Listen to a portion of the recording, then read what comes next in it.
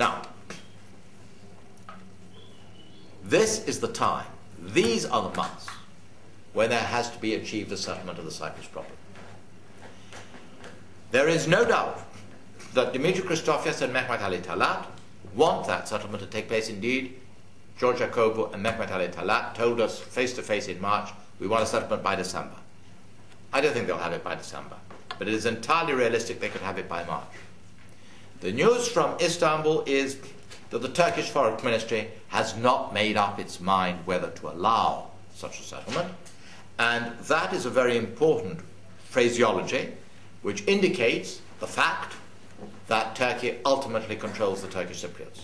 Whereas the Greek Cypriots could do something even against the wishes of Greece, and have done so quite frequently, the Turkish Cypriots are, regrettably, not in a position to do the same vis-à-vis Turkey, for reasons which are too obvious to mention. So what does Britain do? Britain can do, and I got a few hints before coming here that that's what I'm going to do, oh, wait to see how the crisis in Turkey plays itself out. That would be the greatest folly that one could do. Do nothing is the greatest folly. The thing is already moving against Turkey, unless the Constitutional Court, in its infinite lack of wisdom, but in this case it would be wisdom, says we rule out the banning of the party, we just fine it, and we rule out the banning of the personalities. Then the crisis is diffused and life continues normally. But if the Constitutional Court, as is more likely but not certain, either bans the party or, more seriously, bans the individuals, including Erdogan, then it is exceedingly important to get the message through to Ankara that the best way you have to help yourselves from the point of view of Turkish economic development is to allow Mehmet Ali Talat, if he can, reach a settlement with Dimitri Christofias. Then what happens to the security aspect? And this is where I shall close.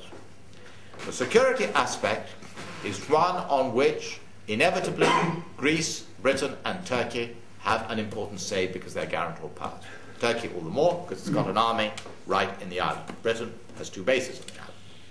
Now, Britain has 3 potential cards it can play here to help the situation.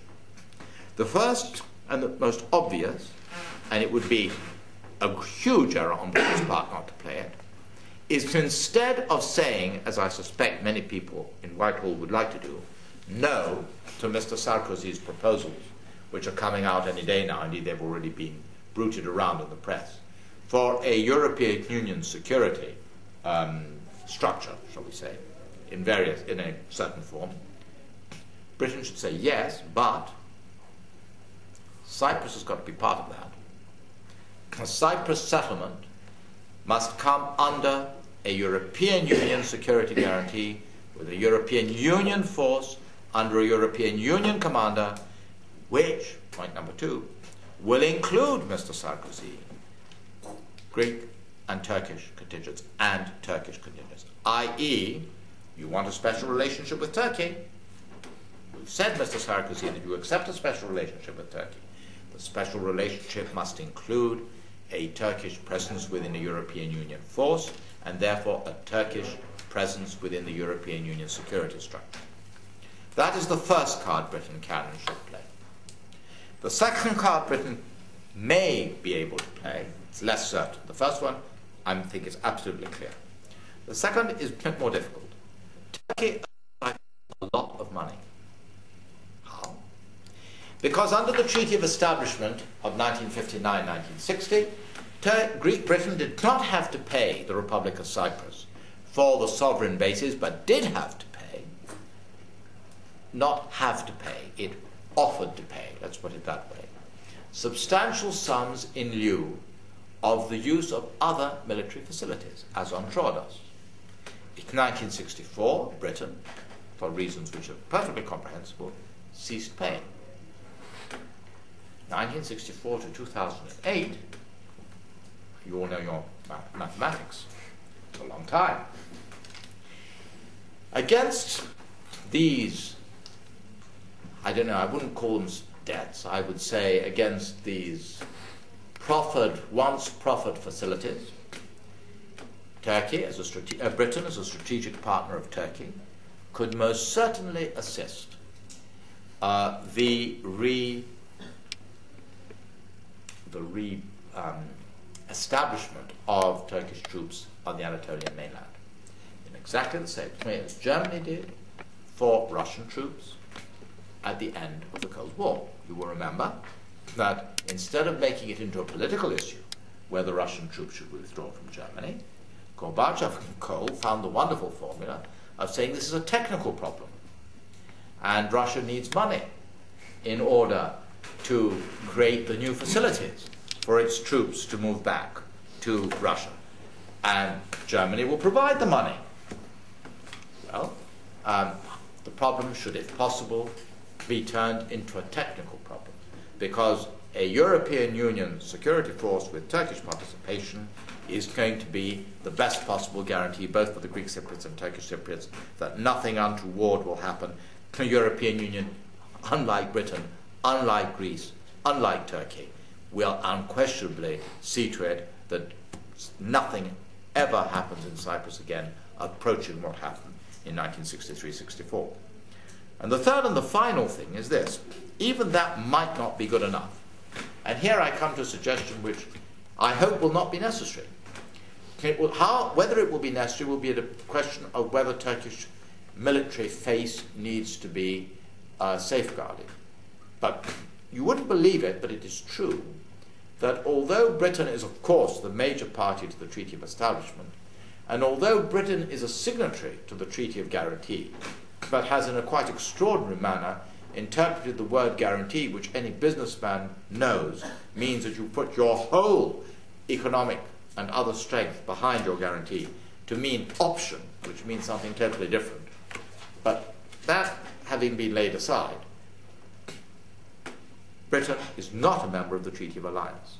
The Treaty of Alliance is the treaty under which there are Greek and Turkish contingents on Cyprus. By rights, they should leave.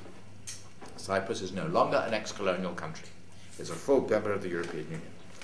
But if there needs to be a fallback position, the only way of achieving it, the only way of fudging the issue, is if Britain were to offer that very small Greek and Turkish contingents remain in the British sovereign base area. So they would not be within the territory of the Republic of Cyprus. Therefore, the United Nations Security Council resolution of 1974 would have been entirely fulfilled, because all foreign forces, occupation forces, would have left the territory of the Republic of Cyprus, but they would be close at hand to be called upon only if the European Union commander considered that they were necessary in a crisis. I hope that the third would not be required, but the first one certainly will be required, because otherwise there will not be a settlement, and the second of these might prove very helpful. Mr. Chairman, I finished.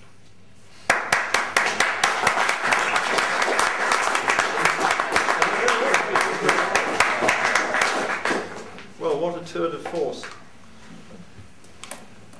I've got to leave now, you haven't.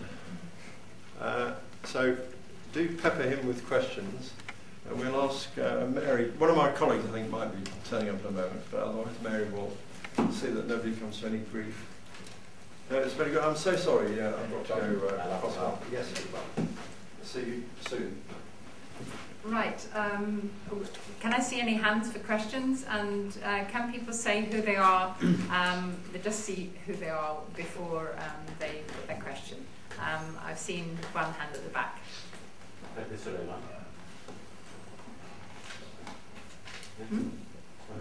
My question, I thought you were going to get more questions. No. I just wanted to see how many hands there were, but yours was the first up, and you might as well answer the question. I prefer that Costa deals with them one by one, because that means that he has to deal with them, rather than the politicians' way of dealing. No. The politicians' way of dealing with questions is to take three and then duck two. So please ask your question.